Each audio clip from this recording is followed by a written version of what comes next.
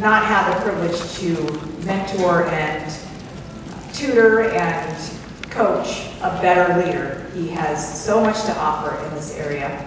And each year it's a tradition that our student council president does the speech. He's addressing the grads.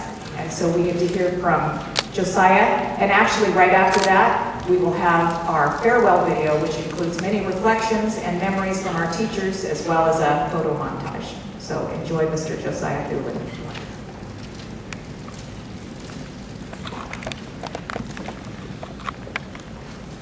Good evening, class.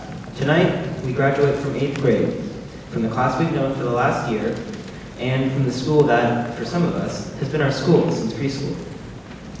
For those of us who have been here since the beginning of our school careers, we've been through a lot together.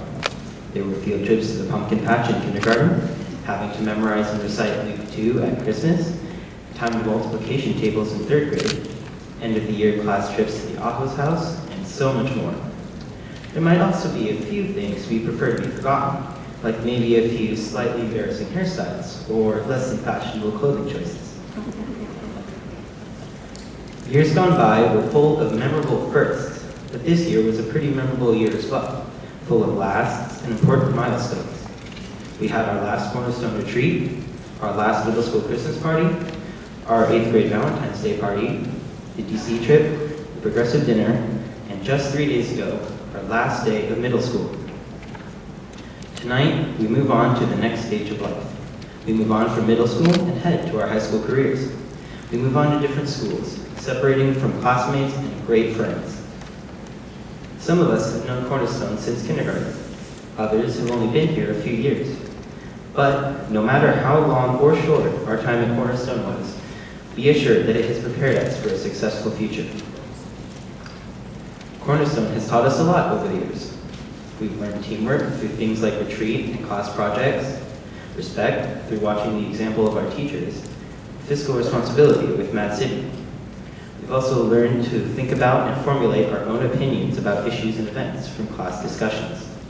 Those are just a few things that Cornerstone has done to prepare us as 8th graders for high school and beyond. Cornerstone has helped us build up our character as well. We can go to school and learn how to write essays and solve equations, but even more important in life is good moral character. Dr. Martin Luther King Jr. once wrote, "The function of education is to teach one to think intensively and to think critically. Intelligence plus character. That is the goal of true education." I think that this captures, in essence, what Cornerstone aims to do in all of us, preparing us for the future. One of the dictionary definitions of character is strength and originality in a person's nature. The older we get, the more we continue to discover our God-given gifts and add them to our personal identities. Some of us are class clowns, some of us athletes, some math and science nerds, or gamers, or maybe artists, or social butterflies.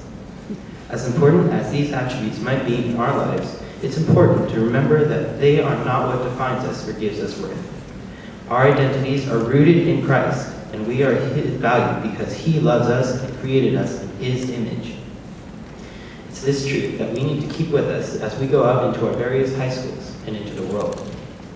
In high school and in life, we will face adversity from those who don't like us because of our faith. Deuteronomy 31:6 says, "So be strong and courageous. Do not be afraid, and do not panic before them.